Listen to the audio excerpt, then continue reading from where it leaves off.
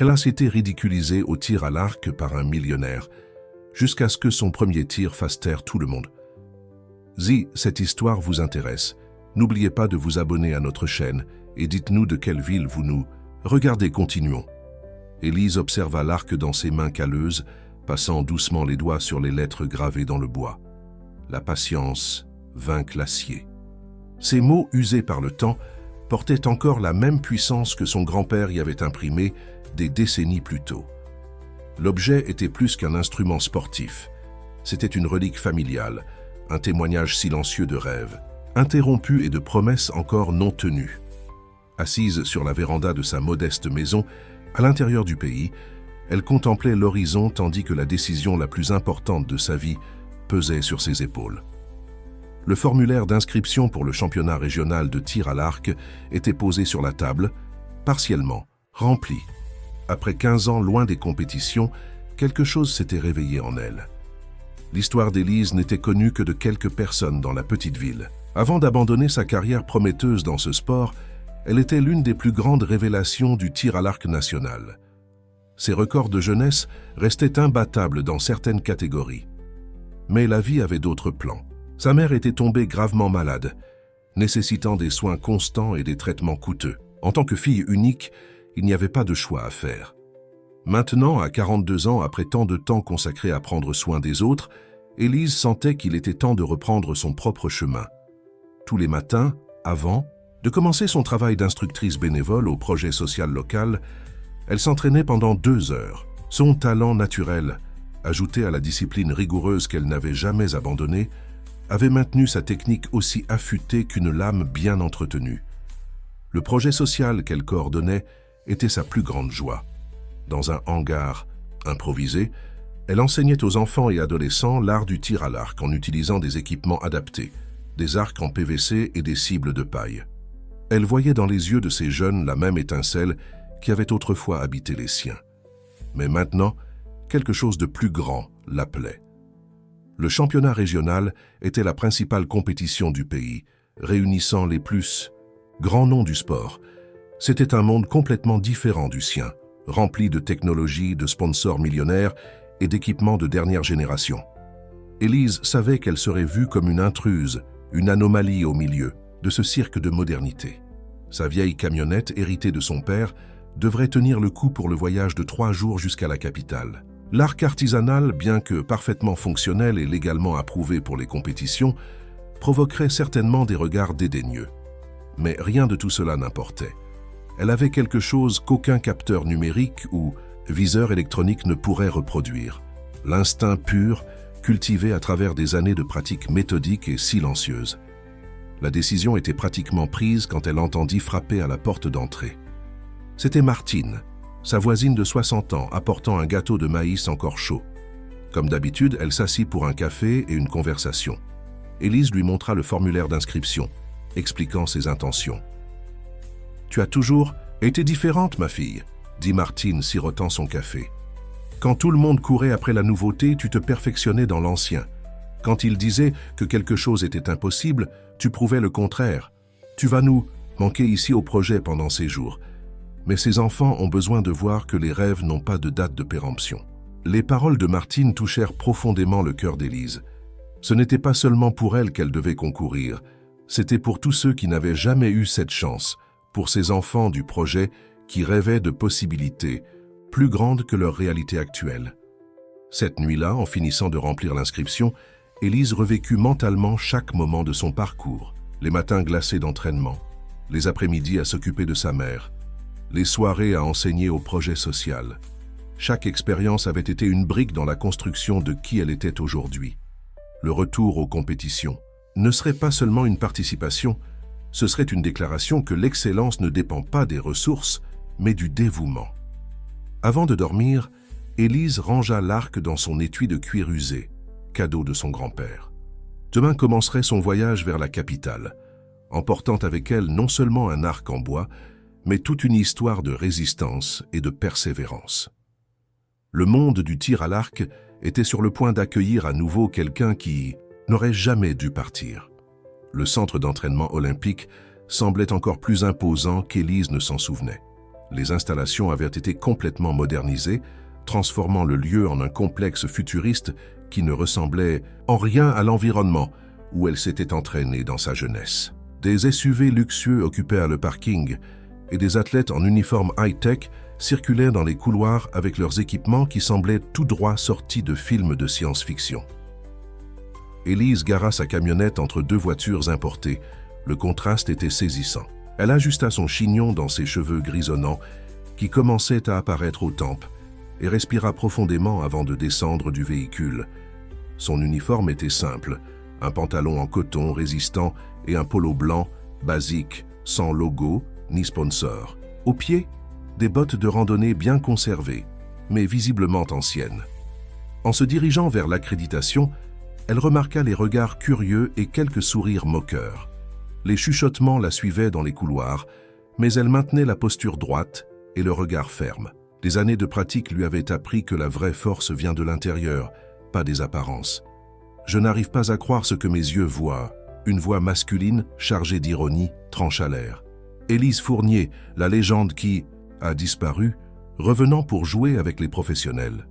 Elle reconnut immédiatement la voix de Richard Mercier, actuel président de la Confédération nationale de tir à l'arc et propriétaire de la plus grande entreprise d'équipements sportifs du pays. Dans leur jeunesse, ils avaient été coéquipiers. Élise le surpassait toujours dans les compétitions, quelque chose que son ego n'avait jamais pu complètement digérer. « Richard », répondit-elle avec un hochement de tête serein. « Le temps passe, mais certaines choses restent les mêmes. D'autres changent radicalement, » rétorqua-t-il, regardant de haut en bas ses vêtements simples et son étui de cuir usé. « Ce n'est plus le même sport que tu as connu, Élise. Aujourd'hui, nous avons des standards, de la technologie, de l'excellence. Ce n'est pas un endroit pour des antiquités. » Le dernier mot fut prononcé avec un mépris qui fit rire discrètement plusieurs des personnes présentes. Élise maintint un visage calme. Des années à s'occuper de sa mère malade lui avaient appris la valeur de la patience face à l'adversité. « Je suis venu pour concourir, Richard, rien de plus. »« Concourir ?» Il rit un son artificiel et théâtral. « Avec cet arc, laisse-moi deviner. C'est celui que ton grand-père a fabriqué ? S'il te plaît, Élise, ne t'expose pas au ridicule. Nous avons une réputation à préserver ici. » À ce moment, une jeune athlète qui passait par là s'arrêta, observant la scène avec intérêt. Élise remarqua que ses mains tremblaient légèrement, signe évident de la nervosité pré-compétition qu'elle connaissait si bien. « Monsieur Mercier », une voix ferme interrompit la conversation. C'était Charles André, vétéran arbitre de la fédération, s'approchant d'un pas décidé. « Madame Fournier est correctement inscrite dans la catégorie ouverte et son équipement possède une certification valide pour la compétition, conformément au règlement international. » Richard pâlit légèrement, mais maintint son sourire artificiel. « Eh bien, nous verrons de quoi les antiquités sont capables, » dit-il, tournant sur ses talons et s'éloignant avec sa suite. Élise profita du moment pour s'approcher de la jeune athlète qui observait encore la scène. « Respire profondément par le nez, retiens pendant 3 secondes et expire lentement par la bouche, » chuchota-t-elle gentiment. « Ça aide contre le stress. » La jeune fille la regarda surprise, esquissa un sourire reconnaissant et suivit le conseil. Son tremblement diminua visiblement. Alors qu'elle se dirigeait vers la zone de préparation, Élise réfléchissait à combien ce monde avait changé. Le sport qui autrefois était question de précision, de concentration et de connaissance, de soi s'était transformé en une vitrine de technologie et de statut. Mais elle savait qu'au moment crucial, quand l'archer est face à la cible, aucun équipement ne peut remplacer le véritable instinct. Dans la zone d'échauffement, elle sortit son arc de l'étui. Le bois sombre, travaillé à la main, contrastait radicalement avec les arcs en fibres de carbone et en titane tout autour. Mais en le touchant, Élise ressentit la même connexion que toujours, celle qui allait au-delà de la technique, au-delà de la technologie. C'était une extension de son propre être. Les mots gravés brillaient sous la lumière artificielle du gymnase. La patience vint l'acier. Elle sourit, se souvenant des longues après-midi à observer son grand-père travailler le bois, ses mains habiles transformant un morceau brut de chêne en une œuvre d'art fonctionnelle. Maintenant, plus que jamais, ces mots portaient une signification spéciale. La compétition commencerait bientôt et Élise savait que chaque tir serait une bataille non seulement contre les cibles, mais contre tout un système qui avait oublié les origines du sport. Son retour n'était pas seulement une participation, c'était un manifeste silencieux en faveur de l'essence sur l'apparence, de la technique sur la technologie. Le gymnase bouillonnait de l'énergie de la compétition. Des centaines de spectateurs occupèrent les gradins, tandis que les compétiteurs se préparaient pour la première épreuve éliminatoire. La règle était simple et implacable. Un seul tir à 70 mètres. Raté, c'est l'élimination. Illnis avait pas de marge pour les secondes chances. Élise observait discrètement ses concurrents. La plupart utilisaient des équipements électroniques pour mesurer la vitesse du vent, la température et l'humidité. Des capteurs sophistiqués les alertaient sur la moindre variation des conditions environnementales. Certains compétiteurs passaient plus de temps à regarder leurs écrans numériques que les cibles. Compétitrice numéro 47, Élise Fournier, annonça le système sonore. En position. Un murmure parcourut les gradins. Quelques rires étouffés résonnèrent quand elle se positionna, son arc traditionnel contrastant radicalement avec l'environnement technologique.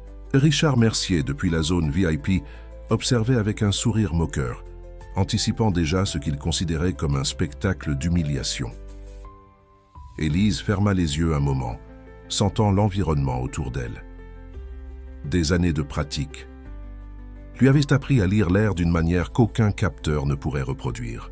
La brise légère qui entrait par le côté du gymnase, la légère variation de température près des lumières, chaque détail était traité instinctivement.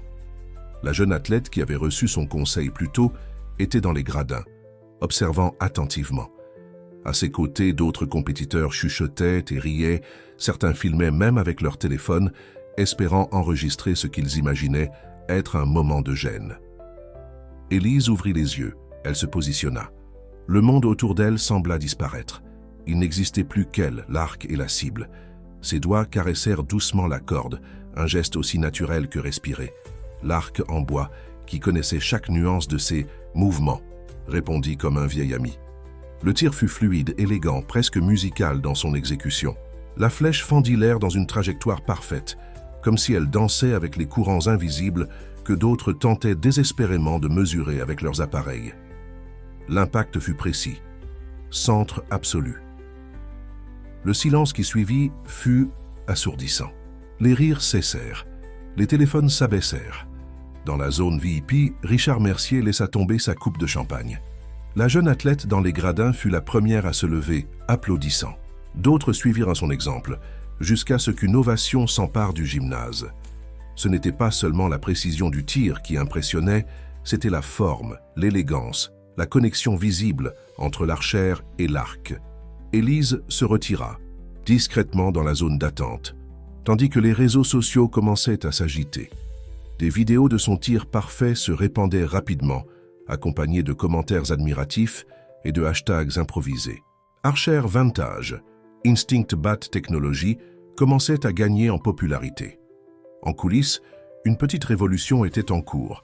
De jeunes athlètes commençaient à questionner leurs entraîneurs sur les techniques traditionnelles. Certains rangeaient même leurs tablettes et capteurs, essayant d'imiter l'approche plus organique dont ils avaient été témoins. La première phase éliminatoire se poursuivit, avec d'autres compétiteurs réalisant leurs tirs. Certains, clairement ébranlés par la performance d'Élise, manquèrent des cibles qu'ils auraient normalement atteintes facilement. D'autres, inspirés, réussirent à maintenir leur concentration et à avancer. Dans son coin, Élise restait sereine, alignant mentalement ses énergies pour les phases suivantes. Elle savait que ce tir parfait n'était que le début. La véritable bataille ne faisait que commencer. Une journaliste tenta de s'approcher pour une interview, mais Élise déclina poliment. Ses paroles les plus importantes seraient dites à travers son arc, pas sa voix. Cependant, elle ne put s'empêcher de remarquer un vieil homme qui observait tout depuis le haut des gradins. Son ancien entraîneur, Michel Sauté, était venu l'encourager silencieusement. Tandis que d'autres compétiteurs se concentraient sur l'ajustement de leurs équipements et la vérification des lectures numériques, Élise consacrait son temps entre les épreuves à un rituel simple. Elle nettoyait son arc avec un chiffon doux, vérifiait la tension de la corde avec des doigts expérimentés et surtout respirait. Chaque inspiration et expiration était une connexion plus profonde avec son instrument, une harmonie qui allait au-delà de la technique. La première phase se termina avec des dizaines d'éliminations. Des 100 compétiteurs initiaux, seuls 50 passeraient à l'étape suivante. Élise ne s'était pas seulement qualifiée, elle avait établi une nouvelle norme. Son tir parfait serait le sujet des conversations pendant longtemps. Dans le vestiaire, la jeune athlète qui avait reçu son conseil sur la respiration s'approcha timidement. « Madame Fournier, dit-elle, merci pour le conseil. J'ai réussi à me qualifier aussi. » Élise sourit gentiment. « Comment t'appelles-tu » ? « Julie, répondit la jeune fille. « Eh bien, Julie, rappelle-toi, la technologie peut nous aider, mais le véritable arc est ici, à l'intérieur, » dit Élise, touchant légèrement son propre cœur. La jeune fille acquiesça, ses yeux brillants, d'une nouvelle compréhension. La deuxième phase de la compétition exigeait encore plus des archers. 3 tirs chronométrés à 80 mètres de distance. Le défi n'était pas seulement la précision, mais aussi la capacité à maintenir la constance sous la pression du temps. Les compétiteurs n'auraient que 30 secondes pour effectuer les 3 tirs. Le bourdonnement dans les gradins avait considérablement changé.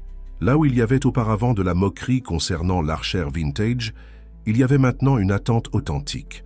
Des groupes de jeunes athlètes s'agglutinaient près de la zone de compétition, impatients d'observer sa technique. Unique. Julie, la jeune archère, avait créé une publication sur son profil social qui se viralisait rapidement. « J'ai appris plus en 5 minutes d'observation qu'en mois d'entraînements automatisés. Elle n'a pas besoin de sponsors. C'est nous qui avons besoin d'elle. » Le post comptait déjà des milliers de partages. Richard Mercier observait tout avec une inquiétude croissante. Ses principaux athlètes sponsorisés semblaient déstabilisés, certains remettant même en question la dépendance excessive à la technologie. Lors d'un appel animé avec son équipe marketing, il exigeait des stratégies pour contrôler le récit qui commençait à échapper à son contrôle. Élise se préparait avec son calme caractéristique. Son rituel restait le même. Nettoyer, l'arc, vérifier la corde, respirer. Le vieux bois brillait sous les lumières du gymnase, les mots gravés semblant pulser de vie propre. La patience vint l'acier. Quand vint son tour, tout le gymnase retint son souffle. 30 secondes, 3 tirs, 80 mètres. Le premier tir fut précis comme une horloge suisse, centre de la cible. Le deuxième, tout aussi parfait, atteignant exactement le même point. Le troisième, impressionnant, divisa les 2 flèches précédentes. 22 secondes. Elle avait complété le défi avec 8 secondes de reste. L'explosion d'applaudissements fut instantanée. Dans les gradins, des gens s'embrassaient comme s'ils avaient été témoins d'un miracle. Des vétérans du sport secouaient la tête d'incrédulité. Certains entraîneurs célèbres photographiaient frénétiquement, essayant de capturer chaque détail de sa technique. Michel Sautet, son ancien entraîneur, souriait silencieusement depuis sa place dans les gradins. Ses yeux embués révélaient une fierté que les mots ne pourraient exprimer. Il savait mieux que quiconque ce que ce moment signifiait. En coulisses, une révolution silencieuse prenait forme. De jeunes athlètes commençaient à remettre en question le statu quo. Certains retiraient même les capteurs de leurs arcs, cherchant une connexion plus pure avec l'équipement. Le mouvement qui commençait à être appelé « instinct libre » gagnait en force à chaque minute. Pendant la pause, Élise trouva un moment de quiétude dans la zone de préparation.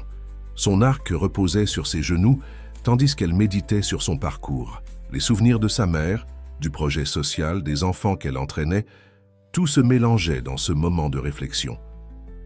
Un groupe d'enfants réussit à contourner la sécurité et s'approcha d'elle, les yeux écarquillés d'admiration. « Comment faites-vous ça sans ordinateur ?» demanda un garçon pas plus de 10 ans.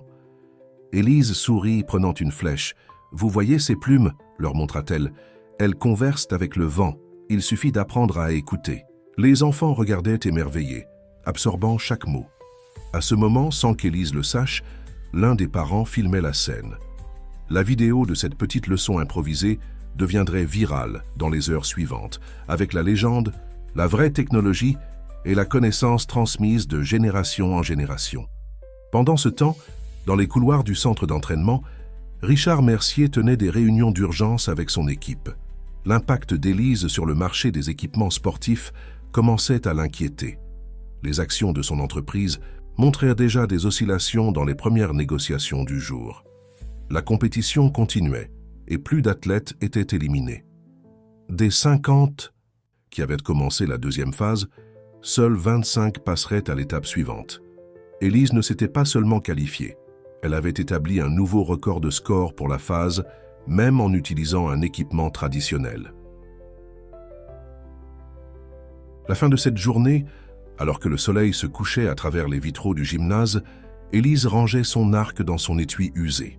Julie s'approcha à nouveau, cette fois accompagnée d'autres jeunes archers. « Madame Fournier, dit-elle, nous avons formé un groupe d'études. Nous voulons apprendre l'ancienne méthode, la vraie méthode. Pourriez-vous nous enseigner ?» Élise regarda les jeunes, voyant dans leurs yeux la même étincelle qu'elle voyait chez les enfants de son projet social. « Le véritable apprentissage, répondit-elle, commence quand nous cessons de dépendre des machines pour nous dire ce que nos sens savent déjà. » La troisième phase de la compétition présentait un défi qui faisait trembler même les archers les plus expérimentés. Des cibles mobiles à 60 mètres de distance. Ce n'étaient pas simplement des cibles qui se déplaçaient en ligne droite, elles suivaient des modèles irréguliers, changeant de direction et de vitesse aléatoirement. C'était un test qui mettait à l'épreuve non seulement la précision, mais la capacité d'anticipation et d'adaptation. Le jour se leva avec une énergie différente au centre d'entraînement. Les gradins étaient bondés, avec des personnes portant des affiches artisanales en soutien à l'archère du peuple, comme Élise commençait à être appelée sur les réseaux sociaux. Certains enfants avaient même apporté des arcs en bois, clairement inspirés par son histoire. En coulisses, la tension était palpable. Les compétiteurs qui dépendaient fortement de la technologie étaient visiblement nerveux. Leurs équipements de dernière génération, conçus pour des cibles statiques, devraient être constamment recalibrés pour suivre les mouvements erratiques des cibles. Les capteurs ne peuvent pas traiter les changements assez rapidement, murmurait un entraîneur à son athlète. Nous devrons faire plus confiance à l'instinct aujourd'hui. L'ironie de la situation n'est pas passée inaperçue. Ce qui était auparavant considéré comme désuet, l'instinct pur, devenait maintenant une nécessité même pour les compétiteurs les plus technologiques. Élise se préparait avec sa sérénité habituelle. Des années à entraîner des enfants avec des cibles improvisées qui se balançaient au vent lui avaient enseigné plus sur les cibles mobiles que n'importe quel simulateur informatisé ne pourrait. Dans son projet social, elle utilisait souvent des bouteilles suspendues à des cordes que le vent faisait danser de façon imprévisible. Julie, qui s'était qualifiée avec distinction dans les phases précédentes, s'approcha d'Élise avant le début des épreuves. « Comment faites-vous » demanda-t-elle à voix basse. « Comment atteindre quelque chose qui change constamment ?» Élise sourit, ramassant une feuille qui tombait d'un arbre proche. « Tu vois cette feuille ? Avant de tomber, elle danse avec le vent. Elle n'essaie pas de résister, n'essaie pas de contrôler. Elle s'écoule simplement. Le secret n'est pas d'essayer de prédire où sera la cible, mais de comprendre comment elle se déplace. » La jeune archère absorba les paroles, ses yeux brillants d'une nouvelle compréhension. À ce moment, discrètement, elle éteignit les capteurs de mouvement de son arc. La compétition commença. L'un après l'autre, les archers affrontaient le défi. Beaucoup manquaient complètement, leurs équipements sophistiqués devenant plus un obstacle qu'une aide. Certains réussissaient des tirs partiels, mais la régularité était un problème. Quand vint le tour d'Élise, le gymnase fit silence. Elle se positionna avec le même calme que toujours, son arc en bois luisant sous les lumières. Les cibles commencèrent à se déplacer, leur trajectoire chaotique défiant tout modèle prévisible. Élise respira profondément, laissant ses sens s'étendre. À la surprise de tous, elle ferma les yeux un moment, écoutant seulement le léger bourdonnement des mécanismes qui déplaçèrent les cibles. Quand elle les ouvrit, ces mouvements coulèrent comme de l'eau. Première flèche, coup parfait au centre de la cible en mouvement. Deuxième flèche, même résultat, sur une cible qui se déplaçait encore plus rapidement. Troisième flèche, précision impeccable, même avec la cible exécutant un changement brusque de direction. Les gradins explosèrent en applaudissements. Les gens se levaient, criaient, certains pleuraient même. C'était plus qu'une démonstration d'habileté. C'était la validation de quelque chose que beaucoup avaient oublié. la connexion fondamentale entre l'archer et son arc. Michel Sauté, son ancien entraîneur, descendit lentement les escaliers, des gradins. Ses yeux rencontrèrent ceux d'Élise, et des décennies d'histoires partagées passèrent silencieusement entre eux. Il fit simplement un signe de tête, mais ce geste contenait toute la fierté du monde. Dans les couloirs VIP, Richard Mercier assistait à tout cela avec une expression indescriptible. Son empire d'équipements de haute technologie était ébranlé non par un concurrent plus avancé, mais par quelque chose qu'il avait méprisé comme obsolète. La phase se termina avec seulement 10 archers qualifiés pour l'étape finale. Élise ne s'était pas seulement qualifiée, elle avait établi un nouveau paradigme. Sur les réseaux sociaux, Instinct Libre devenait l'un des sujets les plus commentés du moment. En rangeant son équipement, Élise trouva un billet soigneusement plié dans son étui. C'était de Julie. Ce que j'ai appris aujourd'hui vaut plus que tous les capteurs du monde. Vous ne faites pas seulement concourir, vous nous rappelez quelque chose que nous avions oublié. Merci de nous montrer que parfois, pour avancer, nous devons regarder en arrière. Élise plia soigneusement le billet, le gardant près de l'arc. Demain serait la grande finale. Mais elle avait déjà conquis quelque chose de bien plus grand que n'importe quelle médaille. Elle avait planté une graine de changement dans le cœur d'une nouvelle génération. À la veille de la grande finale, le centre d'entraînement olympique vivait une transformation surprenante. Dans les couloirs, de jeunes athlètes partagèrent des techniques de respiration au lieu de donner de capteurs. Dans les zones d'entraînement, certains retiraient même les équipements électroniques de leurs arcs, cherchant une connexion plus pure avec l'instrument. Élise passa l'après-midi dans un coin tranquille du jardin, réalisant son entretien rituel de l'arc. Tandis que ses mains expérimentées glissaient sur le matériau, les souvenirs coulaient comme une rivière douce dans son esprit. Elle se rappela le jour où son grand-père finit de graver l'arc, ses mains calleuses traçant les lettres avec une précision artisanale. La patience vainc l'acier. Michel Sauté, son ancien entraîneur, s'approcha silencieusement, s'asseyant sur un banc proche. Pendant quelques instants, ils observèrent ensemble le coucher de soleil qui teintait le ciel d'orange. « Tu as toujours été différente », dit-il finalement, sa voix chargée de souvenirs. « Même quand tu n'étais qu'une petite fille, tu comprenais. Déjà que l'arc n'était pas un outil, c'était un partenaire de danse. » Élise sourit, continuant son travail méticuleux sur l'arc. « Vous m'avez enseigné cela, Michel. Vous rappelez-vous quand vous me faisiez m'entraîner les yeux fermés, tout le monde pensait que c'était de la folie. Et regardez où nous en sommes maintenant, répondit-il, faisant un geste vers un groupe de jeunes archers qui pratiquaient des techniques de respiration non loin de là. Tu changes plus qu'une compétition, Élise. Tu changes l'âme du sport. Le moment fut interrompu par un mouvement inhabituel. Richard Mercier traversait le jardin dans leur direction, son costume impeccable contrastant avec la simplicité de l'environnement. Pour la première fois depuis le début de la compétition, il n'y avait pas d'arrogance dans ses pas. « Élise », appela-t-il, sa voix plus douce que d'habitude. « Pouvons-nous parler ?» Michel se leva discrètement, les laissant seuls. Élise continua son travail sur l'arc, mais fit un geste invitant Richard à s'asseoir. « Tu sais », commença-t-il, semblant choisir ses mots avec soin, « quand tu as arrêté de concourir, quelque chose a changé dans le sport. À l'époque, j'étais tellement concentré sur la croissance, sur l'innovation, que je n'ai pas réalisé ce que nous perdions. » Élise écoutait en silence, ses mains ne cessant jamais le mouvement rythmique d'entretien de l'arc. « Mon entreprise vaut des millions aujourd'hui, continua-t-il. Nous avons développé des technologies qui semblaient impossibles il y a quelques années. Mais en te regardant ces derniers jours, j'ai réalisé que nous nous sommes peut-être perdus en chemin. Il n'a jamais été question de technologie. Ou de tradition, Richard, répondit doucement Élise. Il s'agit de trouver son propre chemin, sa propre vérité.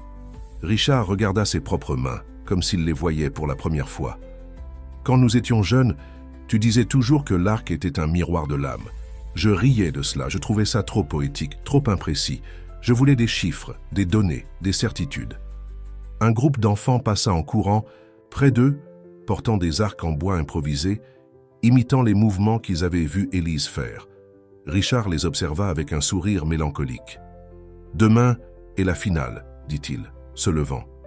Quel que soit le résultat, tu as déjà tout changé. » Il fit une pause, comme s'il voulait dire quelque chose de plus, mais se contenta de hocher la tête et s'éloigna. Quand la nuit tomba, Élise retourna au logement simple où elle était hébergée. À la réception, une pile de lettres l'attendait. C'étaient des messages d'enfants de son projet social, chacun racontant comment son histoire les avait inspirés à rêver plus grand.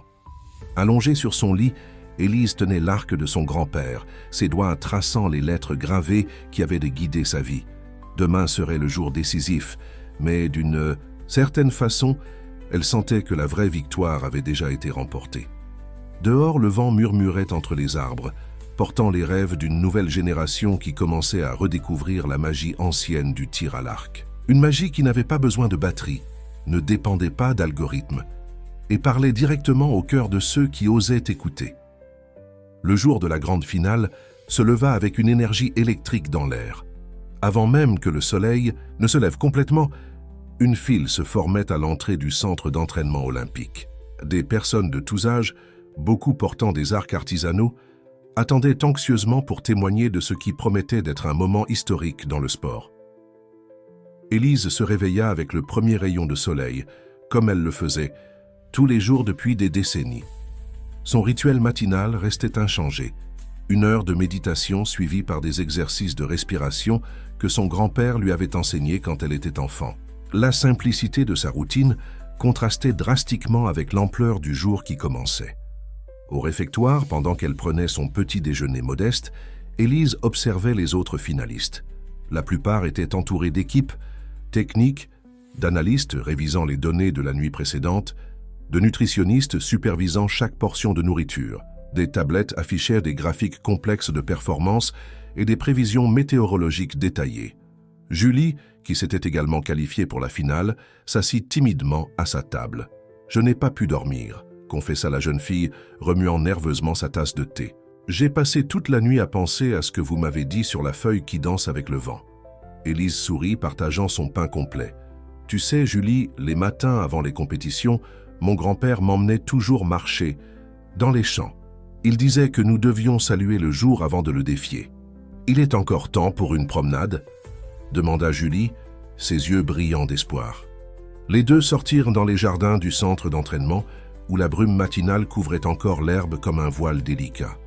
Pendant qu'elle marchait, Élise partageait des histoires de son projet social, de comment elle enseignait aux enfants à fabriquer leurs propres arcs avec des matériaux simples, à trouver leur propre force dans la simplicité. « La technologie n'est pas mauvaise », expliquait Élise, observant un oiseau prendre son envol. « Elle est comme n'importe quel outil.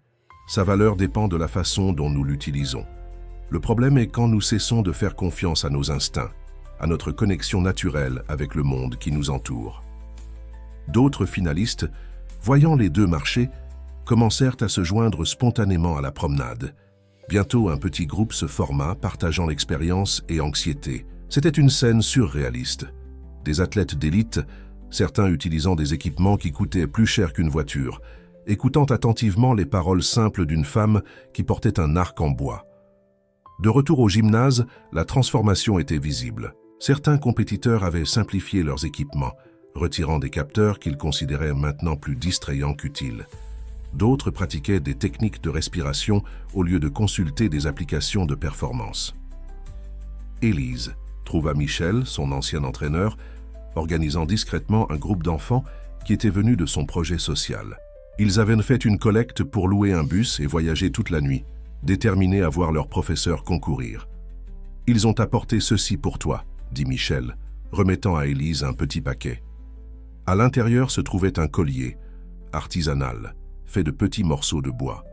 Chaque enfant du projet avait gravé une lettre formant la phrase « Le cœur est le meilleur capteur ». Élise mit le collier, sentant le poids doux du bois contre sa poitrine. Les mots simples portaient toute la signification de son parcours. Richard Mercier, observant la scène de loin, semblait perdu dans ses pensées. Son téléphone sonnait sans cesse, des cadres, des actionnaires, tous préoccupés par l'impact que cette compétition avait sur le marché des équipements sportifs. Mais pour la première fois depuis des années, il ne répondait pas aux appels. La grande finale serait réalisée en 2 étapes. Dans la première, les 10 finalistes concouraient dans une série de tirs éliminatoires. Seuls les 5 meilleurs avanceraient pour le défi final. Un unique tir à 100 mètres, avec des conditions spéciales qui ne seraient révélées qu'au moment décisif. Les gradins étaient complètement remplis. Des centaines de banderoles artisanales se mêlaient aux drapeaux officiels. Dans un coin spécial, les enfants du projet social d'Élise avaient organisé un soutien unique. Au lieu de cris ou d'applaudissements, ils faisaient un silence absolu pendant les tirs, respectant la concentration que leur professeur avait toujours soulignée. Pendant que les finalistes se préparaient, une brise légère commença à souffler à travers le gymnase. Élise ferma les yeux, sentant sa direction, sa force, sa danse invisible. L'arc dans ses mains semblait vibrer doucement, comme s'il se préparait aussi pour le moment le plus important de son histoire. Les mots gravés brillaient sous la lumière. Du matin, la patience vint l'acier. Jamais cette phrase n'avait porté autant de signification. Ce n'était plus seulement un mantra personnel maintenant, c'était devenu le cri silencieux d'une révolution dans le sport. La première étape de la finale commença dans une atmosphère d'attente palpable. Les 10 finalistes se positionnèrent dans leur couloir, chacun portant non seulement son équipement, mais aussi le poids de représenter différentes philosophies du sport. Le défi était complexe. 5 tirs consécutifs, alternant entre cibles fixes et mobiles, avec des distances variant entre 60 et 90 mètres. Chaque tir aurait des critères spécifiques de notation, et seuls les 5 meilleurs marqueurs avanceraient vers le défi final. Élise observait ses concurrents avec respect. Il y avait Amélie Chen, championne mondiale, dont l'arc semblait tout droit sorti d'un film de science-fiction. Marc Rousseau qui avait développé son propre système de visée numérique. Et bien sûr, Julie qui concourait maintenant avec un équipement significativement plus simple qu'au début du championnat. Premier tireur en position, annonça le système sonore. Amélie Chen s'avança, son arc émettant de légers bips, tandis que divers capteurs analysaient les conditions environnementales. Ses tirs furent précis, techniquement parfaits, mais quelque chose semblait différent dans sa posture. Il y avait une hésitation subtile, comme si elle commençait à questionner sa dépendance à la technologie. Un par un, les compétiteurs réalisèrent leurs tirs. Certains maintinrent leur approche totalement technologique, d'autres avaient adapté leur style, cherchant un équilibre entre modernité et tradition. Le public assistait dans un silence respectueux, comprenant qu'ils étaient témoins de plus qu'une compétition. C'était un moment de transformation dans le sport. Quand vint le tour de Julie, la jeune archère surprit tout le monde. Elle avait désactivé la majorité des capteurs de son arc, ne gardant que l'essentiel. Ses mouvements étaient plus fluides, plus naturels. Avant chaque tir, elle fermait les yeux un moment, comme Élise le lui avait enseigné. Sa performance fut impressionnante, pas parfaite mais authentique. Élise était la dernière à tirer. Alors qu'elle marchait vers sa position, elle toucha instinctivement le collier de bois que les enfants lui avaient offert. Le gymnase tomba dans un silence profond, comme si l'air lui-même attendait en suspens. Son premier tir était pour une cible fixe à 60 mètres, précis, centré, comme une note musicale parfaitement accordée. Le deuxième défi était une cible mobile à 70 mètres. Élise n'a pas seulement atteint le centre, mais l'a fait au moment exact où la cible changeait de direction, démontrant une compréhension presque surnaturelle du mouvement. Pour le troisième tir, les lumières du gymnase furent soudainement réduites, simulant des conditions de faible visibilité à 80 mètres. Alors que d'autres compétiteurs avaient hésité face à ce défi, Élise semblait se mouvoir en harmonie avec les ombres. La quatrième cible était la plus complexe. 2 cibles simultanées à 85 mètres qui devaient être touchées à moins d'une seconde d'intervalle. Élise exécuta les tirs dans un mouvement si fluide qu'il semblait une danse chorégraphiée. Pour le tir final, à 90 mètres, une rafale de vent artificiel fut activée, créant des conditions extrêmement difficiles. Élise ferma les yeux, sentant le schéma du vent.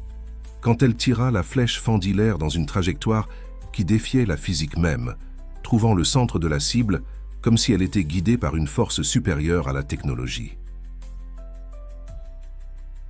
Quand Les résultats furent annoncés. 5 archers s'étaient qualifiés pour la finale, Élise avec un score maximum, Julie en deuxième place, démontrant une évolution extraordinaire. Amélie Chen, qui même avec toute sa technologie, avait terminé troisième, Marc Rousseau en quatrième, et un jeune archer français, Pierre Simon, complétant le groupe. Les gradins explosèrent en applaudissements. Les enfants du projet social sautaient de joie, leur voix se libérant finalement du silence respectueux qu'ils avaient maintenu pendant les épreuves. Richard Mercier, qui observait tout depuis la zone VIP, prit son téléphone et fit un appel surprenant. « Annulez le lancement de la nouvelle ligne de capteurs. Nous allons tout repenser. L'avenir du sport n'est pas là où nous pensions. » Tandis que les finalistes se préparaient à quitter la zone de compétition, Michel s'approcha d'Élise, les yeux embués. « Tu ne tires pas seulement des flèches, dit-il doucement. Tu plantes des graines de changement. » Élise embrassa son ancien mentor, sentant le poids du moment. La finale décisive aurait lieu dans quelques heures, mais quelque chose de bien plus grand qu'une compétition était en jeu. C'était la renaissance d'un art ancien, un rappel que parfois le véritable progrès consiste à redécouvrir la sagesse du passé. Pendant l'intervalle entre les deux étapes de la finale, le centre d'entraînement olympique vibrait d'une énergie unique. Les couloirs et les espaces communs s'étaient transformés en points de rencontre improvisés où des athlètes de différentes générations partageaient expériences et réflexions sur l'avenir du sport. Élise s'était retirée dans un coin tranquille du jardin intérieur où elle effectuait son entretien rituel de l'arc. Ses mains expérimentées se déplaçaient avec une précision méthodique sur le vieux bois, chaque geste chargé de mémoire et de signification. Le collier artisanal, fait par les enfants du projet social, reposait doucement sur sa poitrine, lui rappelant constamment le véritable but de son parcours. Julie, qui avait surpris tout le monde avec sa deuxième place lors de la première étape, s'approcha timidement. « Puis-je observer ?» demanda-t-elle, s'asseyant près d'Élise. « Bien sûr, » répondit Élise, poursuivant son travail. « Tu sais, mon grand-père disait toujours que prendre soin de son arc, c'est comme prendre soin de son propre cœur. Cela doit être fait avec attention et régularité. » Pendant qu'Élise expliquait chaque mouvement, d'autres finalistes commencèrent à s'approcher discrètement. Amélie Chen, la championne mondiale, fut la première à s'asseoir avec elle, suivie par Marc Rousseau et Pierre Simon. Bientôt, un cercle informel se forma autour d'Élise. « Toute cette technologie que nous avons développée, » commenta Amélie, regardant son propre arc ultra-technologique, « et pourtant, il y a quelque chose dans votre façon de tirer que nous ne pouvons pas reproduire avec des capteurs. » Élise sourit, sortant de son sac une petite pochette en cuir. Mon grand-père gardait dans cette pochette différents types de plumes d'oiseaux qu'il trouvait. Il m'a enseigné que chaque plume raconte une histoire sur le vent. Elle ouvrit la pochette, révélant une collection colorée de plumes. Certaines sont plus résistantes, d'autres plus flexibles. Chacune nous enseigne quelque chose sur l'adaptation et la résilience. Les jeunes archers observaient, fascinés, pendant qu'Élise démontrait comment différentes plumes réagissaient au souffle le plus léger. C'était un cours improvisé sur l'aérodynamique naturelle, plus profond que n'importe quelle analyse informatisée. Richard Mercier, qui passait par là, s'arrêta en voyant la scène. Il resta à observer à distance, son visage exprimant un mélange d'émotions complexes. Son téléphone vibrait constamment dans sa poche, mais pour la première fois depuis des années, il l'ignorait complètement. Michel Sautet rejoignit le groupe, apportant avec lui un album de photographies anciennes. « J'ai trouvé ceci dans les archives de la Fédération, » dit-il, ouvrant l'album. Les photos montrèrent des compétitions des années 80 et 90, quand le sport maintenait encore une connexion plus forte avec ses racines traditionnelles. « Regardez celle-ci », pointa Michel vers une photo en particulier. Elle montrait une jeune, Élise, alors âgée de 16 ans, aux côtés de Richard Mercier. Tous deux souriaient à la caméra, leurs arcs traditionnels en main. C'était le jour où vous avez tous les deux battu le record junior. Richard, qui observait toujours de loin, ne put contenir son émotion en voyant la photographie. Il s'approcha lentement du groupe. « Ce jour-là, dit-il, sa voix chargée de souvenirs, nous avons concouru avec des équipements pratiquement identiques. La différence résidait dans l'archer, pas dans l'arc. » Un silence significatif plana sur le groupe. Amélie Chen fut la première à réagir, commençant à retirer des capteurs de son arc. « Je crois que nous nous sommes perdus au milieu de tant de données, dit-elle. Nous avons oublié d'écouter l'arc, le vent, notre propre corps. » Les enfants du projet social d'Élise, qui avaient été autorisés à rester au centre pendant l'intervalle, s'approchèrent portant leurs arcs artisanaux. L'une d'elles, une fillette de pas plus de 10 ans, montra fièrement son arc fait de PVC. « Madame Élise nous a enseigné que ce n'est pas l'arc qui fait l'archer, » dit la petite, sa voix pleine de conviction. « C'est le cœur qui guide la flèche, la passie. » Sagesse simple de l'enfant provoqua des sourires émus. Élise prit l'arc en PVC de la fillette, démontrant comment de petits ajustements dans la posture pouvaient compenser les limitations du matériel. Richard Mercier observait tout avec un regard transformé. Il prit son téléphone et commença à prendre des notes rapides. « Peut-être, dit-il, plus pour lui-même que pour les autres, est-il temps que notre entreprise investisse dans des programmes de base, dans des projets sociaux comme le tien, Élise. » Le soleil commençait à décliner à l'horizon, signalant que l'étape finale approchait. Les finalistes commencèrent à se disperser, chacun emportant avec lui non seulement son équipement, mais aussi une nouvelle perspective sur le sport. Élise resta un moment de plus dans le jardin, ses mains caressant toujours l'arc de son grand-père. Les mots gravés dans le bois semblaient pulser d'une énergie nouvelle. La patience vint l'acier. Cette ancienne sagesse transformait non seulement une compétition, mais tout un sport. Michel, qui était resté en dernier, posa sa main sur l'épaule de son ancienne élève. « Tu as toujours été une enseignante, Élise, même quand tu n'étais qu'une compétitrice. Maintenant, tu nous apprends à tous à redécouvrir l'âme du tir à l'arc. » Le système sonore annonça que la finale commencerait dans 30 minutes. Élise rangea son arc dans son étui avec le même calme que toujours. La plus grande épreuve était encore à venir, mais la vraie victoire se produisait déjà dans les cœurs et les esprits de ceux qui témoignaient de ce moment historique. L'annonce de l'épreuve finale provoqua un bourdonnement au centre d'entraînement olympique. La dernière étape serait un unique tir à 100 mètres, mais avec un rebondissement inattendu. Les archers devraient tirer au coucher du soleil quand la visibilité naturelle commençait à diminuer. C'était un défi qui testerait non seulement la précision, mais l'essence même du tir à l'arc. Les 5 finalistes furent conduits dans une salle de préparation spéciale. Amélie Chen avait drastiquement simplifié son équipement, ne gardant que les capteurs essentiels. Marc Rousseau ajustait son arc avec des mouvements plus intuitifs, moins dépendants des données. Pierre Simon alternait entre calibrer ses équipements et pratiquer des exercices de respiration qu'il avait appris en observant Élise. Et Julie, la révélation du championnat, avait trouvé un équilibre unique entre tradition et modernité. Élise s'assit dans un coin tranquille, ses doigts traçant doucement les lettres gravées dans son arc. Le collier de bois fait par les enfants du projet reposait sur sa poitrine, chaque pièce gravée portant les espoirs et les rêves d'une nouvelle génération. Un technicien entra dans la salle pour expliquer les derniers détails. Le tir sera réalisé exactement quand le soleil touchera l'horizon. Les conditions atmosphériques seront en constante évolution pendant cette période. Vous n'aurez qu'une seule chance. Les autres compétiteurs commencèrent immédiatement à consulter leurs appareils, cherchant des données sur les schémas de vent et les changements de luminosité pendant le crépuscule. Élise, quant à elle, ferma les yeux et commença un exercice de respiration que son grand-père lui avait enseigné. Richard Mercier apparut brièvement dans la salle, arborant une expression différente de son arrogance habituelle. Il s'approcha d'Élise d'un pas hésitant.